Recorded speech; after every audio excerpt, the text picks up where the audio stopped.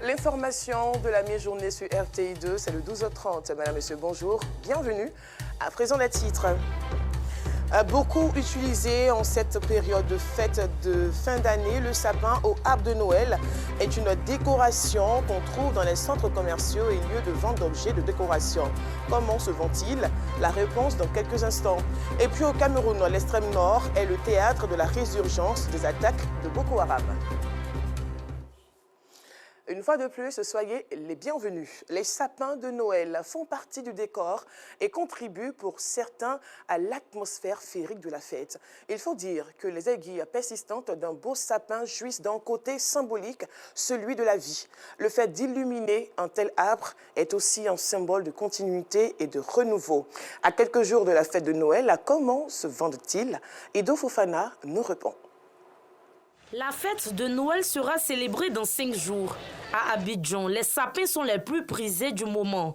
Ronstad est venu de l'intérieur du pays pour s'en procurer. Il faut qu'on mette un sapin à la maison, décorer, mettre les cadeaux.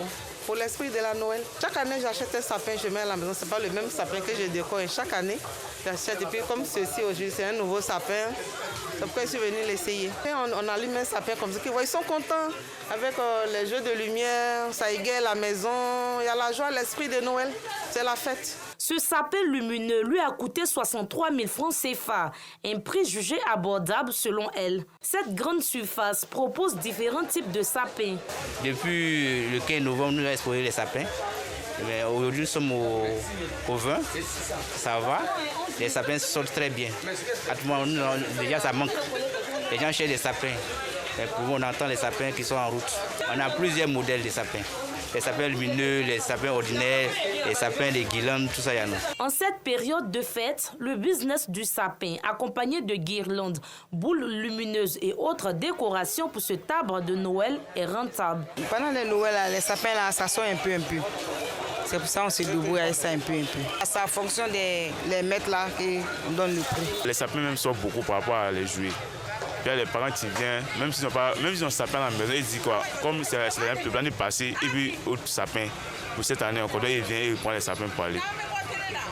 Ouais, ils vont décorer la maison, ils vont décorer comme ça. D'autres même qui viennent prendre pour aller décorer les magasins. Souvent on peut prendre quand tout va finir. Pour les clients, le sapin incarne le renouveau, la force, la stabilité et la vie. Malgré son coût élevé, il est indispensable pendant la Noël. Bon, pour ce petit sapin, on me dit 18 000. Mais je vois que le prix est un peu trop élevé. Puisque c'est juste pour un seul jour. Il n'y a pas que le sapin, il y a le cadeau, il faut habiller les enfants, il faut manger. Puisque c'est la nouvelle année, nous sommes obligés de faire plaisir aux enfants. On paye tout ça là pour mettre sur le sapin pour que ça rende joli. C'est la nouvelle année. Ça rend joli, ça embellit la maison, ça plaît aux enfants. Le commerce du sapin de Noël est florissant pendant le mois de décembre. On le retrouve devant tous les grands et petits magasins. Et chacun veut profiter du moment. C'est un début de Noël noir que vivent les Allemands. Hier vendredi, une voiture a foncé sur la foule d'un marché de Noël de la ville allemande de Magdeburg, dans le nord-est du pays, faisant au moins 5 morts et 200 blessés, selon le dernier bilan publié par les autorités régionales. Le conducteur du véhicule a été arrêté, un médecin originaire d'Arabie Saoudite âgé de 50 ans. Il s'agit toujours, selon un porte-parole de la ville, d'un possible attentat. La fondation Anzumana Gbané vole au secours des aides-soignants. Elle a fait un don d'un groupe électrogène au centre de santé urbain communautaire du centre Zoé de Koumassi. Ce don leur permettra de faire face aux coupures intensives d'électricité et améliorer les conditions de travail du personnel. Ido Fofana. Aminata est sage-femme au centre de santé urbain communautaire Zoé Bruno de la commune de Koumassi. Elle reçoit une 50aine de patientes par jour. Mais elle exerce difficilement son métier car l'hôpital fait face à des coupures intempestives d'électricité. En cas de coupure de courant, c'est vraiment très difficile pour nous. Parce que quand on reçoit des dames en travail, c'est avec les torches de nos portables, puis on travaille. On travaille en équipe. Il y a une équipe qui met ses torches de téléphone en marche et l'autre s'occupe de la dame pour faire l'accouchement. Souvent même la dame est épuisée, elle a chaud. C'est très difficile pour nous ici. Chaque 2 jours, il y a la coupure d'électricité ici. C'est vraiment difficile pour nous. Pour pallier cette insuffisance, la Fondation Anzoumana Agbane vient de doter cet établissement sanitaire d'un groupe électrogène. La remise symbolique s'est faite ce vendredi en présence du personnel soignant et des populations. Chaque fois qu'il y a une coupure d'électricité, le centre n'est plus opérationnel. J'ai jugé utile, n'est-ce pas, d'apporter une contribution et j'ai instruit mon équipe d'aller, n'est-ce pas, chercher un groupe pour que les coupures intempestives d'électricité, n'est-ce pas, qui rendent non opérationnel le centre de santé soient un vieux souvenir. Une action sociale saluée par le corps médical. Franchement, c'est un soulagement parce que vraiment, on souffrait ici des coupures d'électricité et ça, c'est la bienvenue. Ça va nous aider à mieux travailler le jour, la nuit, sans interruption de courant. Vraiment, nous sommes satisfaits. Le système de vaccination est un pilier du système national. Donc, ça nous permet de maîtriser la chaîne de froid, de maîtriser la qualité du principe actif. Voilà, donc vraiment, c'est aussi une sécurité pour tous ceux qui pratiquent le centre de santé, pour la communauté, pour aussi les agents de santé qui y passent leur temps, en tout cas la majorité de leur temps dans le centre de santé, en temps d'exercice dans l'intérêt national. Vraiment, c'est un grand atout. Créée en 2024, la Fondation Anzoumana Agbane Agir avec bon cœur compte équiper plusieurs établissements sanitaires de la commune de Koumassi de groupes électrogènes. Et de 7 pour le Customers Day. Au cours de cette journée du voyageur, les acteurs du secteur aéroportuaire ont mis un accent particulier sur les facteurs qui pourraient permettre à l'aéroport international Félix Houphouët-Boigny d'Abidjan d'être plus captivant. Laurence Kakra. Rendre meilleure l'expérience passager à l'aéroport international Félix Houphouët-Boigny d'Abidjan, tel était l'objectif de la 7e édition du Customers Day, la journée du voyageur. À cette occasion, les voyageurs ont été honorés par les acteurs aéroportuaires. Chaque année, on décide donc de consacrer 2 jours pour honorer nos passagers. C'est pour dire le passager, c'est le roi. Ce sont les recommandations de l'Organisation mondiale de l'aviation civile qui, en plus de la sécurité des vols, de la sûreté, l'OACI a ajouté ce qu'on appelle la facilitation. C'est-à-dire, quand le client arrive à l'aéroport, il faut lui simplifier la vie. Il faut qu'il ait une bonne expérience de ce passage à l'aéroport, que ce soit au départ comme à l'arrivée. Donc aujourd'hui, toutes les compagnies sont incitées à mettre le client au centre des préoccupations. Comment faire pour que le passager soit heureux? Toutes les actions d'amélioration de l'expérience passager, justement, doivent être constamment à notre esprit. En termes d'amélioration, c'est d'abord un certain nombre d'innovations. Vous avez noté la présence de e-gates sur l'aéroport d'Abidjan qui permettent de fluidifier le passage. Nous travaillons également avec Aéria sur l'amélioration de la question du tapis bagage, sur les délais également dans les formalités d'enregistrement, sur une meilleure prise en charge par les services de police, de sûreté également des passagers afin que l'expérience de voyage soit les plus agréables. Faire de l'aéroport international Félix Houphouët-Boigny d'Abidjan une destination privée reste l'ambition de Aboulaye Koulibaly. C'est une manière d'intéresser la population à l'aéroport. Les passagers qui viennent prendre l'avion aujourd'hui sont très surpris de voir qu'il y a un événement. Les acteurs même sont contents d'organiser cet événement. Et comme je vous l'ai dit, les passagers sont agréablement surpris et très contents. Voilà, nous sommes là pour leur souhaiter un bon voyage.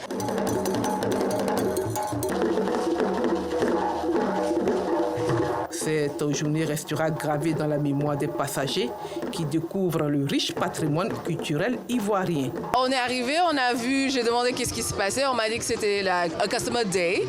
Et puis bon, on voit qu'il y a beaucoup d'ambiance. Les enfants sont là, ils adorent la musique et il y a plein de choses qui se passent, donc c'est bien. L'aéroport est vivant, donc on est content d'être là. Ici, que ce soit en Afrique ou bien en Asie, il n'y a pas son deux. On est à l'aise, on a mangé, on est dans VIP, donc on est tranquille. Lors de la 7e édition de la Journée du Voyageur, la culture Adjan a été valorisée.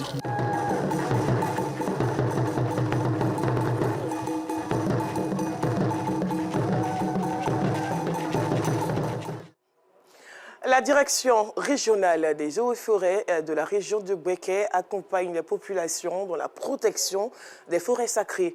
À cet effet, elle a initié des opérations de reboisement et de sensibilisation. Sur Corona. Forêt sacrée de Kongossou, étendue d'arbres de 14 hectares dans le village de Gwadoua-Kofikoro, sous-préfecture de Guibonnois dans la région de Béké. Il y a quelques mois, cet endroit a essuyé les effets des feux de brousse. L'incendie a ravagé une partie de l'espace sacré. Le comité de lutte contre les feux de brousse du village et le chef du poste du commandement des eaux et forêts de Guibonnois sont sur l'espace dévasté. Avec les villageois, l'année prochaine, nous allons nous atteler à faire la reconstruction, c'est-à-dire le reboisement. Et j'ai conseillé qu'on y mette des essences locales pour reconquérir l'espace qui a été ravagé. Soumis à la déforestation, ce lieu d'adoration a toujours joué un rôle important dans la conservation de la biosphère dans la localité. On avait une forêt de 3 km. Et quand il y a les nuages qui se positionnent sur cette forêt, on a 1000 chances qu'il pleuve. Les forêts sacrées ont un impact dans la lutte contre les effets du changement climatique. Leur protection et leur conservation se veulent une priorité pour l'État du Côte d'Ivoire. D'où le décret numéro 2020-424 du 29 avril 2020 définissant les modalités de protection des forêts sacrées. On a environ 200 forêts sacrées dans la région de Béké. Les forêts sacrées sont plus faciles à gérer parce que d'emblée, personne n'y entre, sauf les initiés.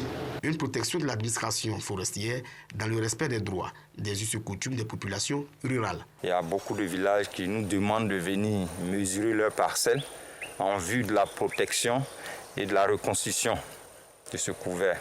Le village de Gwadoua-Kofikoro compte 2 forêts sacrées, Djebo 1 hectare et Kongossou 14 hectares. Les villageois se réjouissent du soutien de l'État.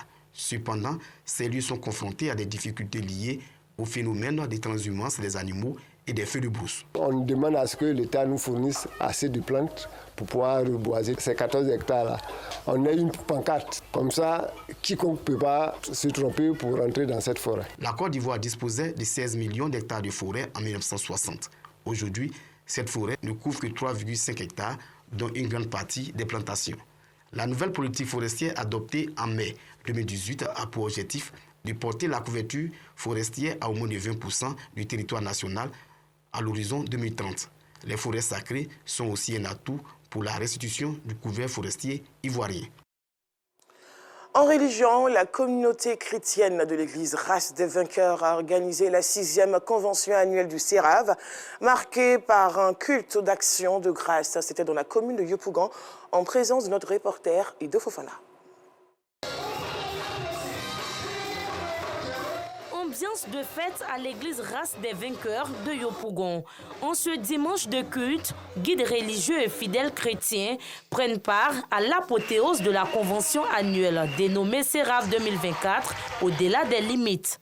Occasion pour l'apôtre Prosper Yeo, premier responsable de l'église, de donner le bien fondé de ce moment hautement spirituel.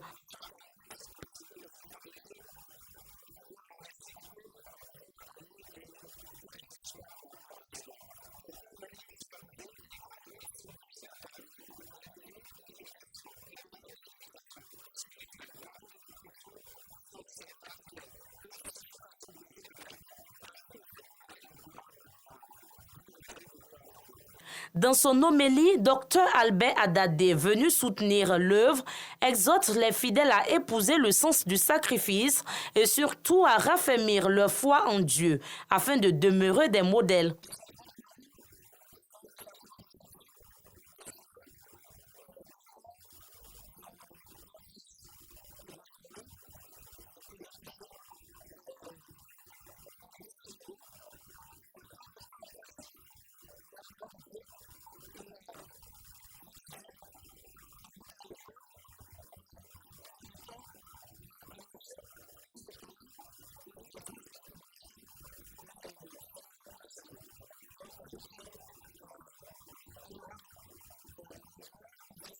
Ce rendez-vous spirituel de 3 jours, un moment de prière, de louange et d'adoration pour les fidèles.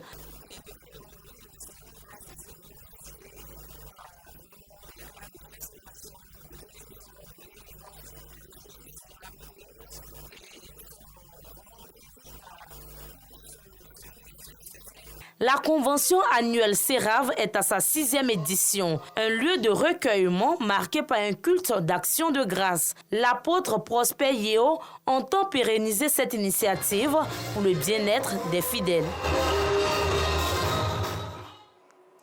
Hors de la Côte d'Ivoire, depuis quelques semaines, à coup de tueries, d'enlèvements, de prise d'otages, la secte terroriste, pourtant considérée comme affaiblie par les officiels et les experts, est créditée d'un regain opérationnel dans la partie septentrionale du Cameroun, où elle sème la désolation dans plusieurs départements. Les autorités en charge de la défense parlent de mesures prises par le haut commandement militaire pour faire face à la situation provoquée par le Boko Haram. Voilà, point final de cette édition. L'actualité revient à 19h30. Portez-vous bien.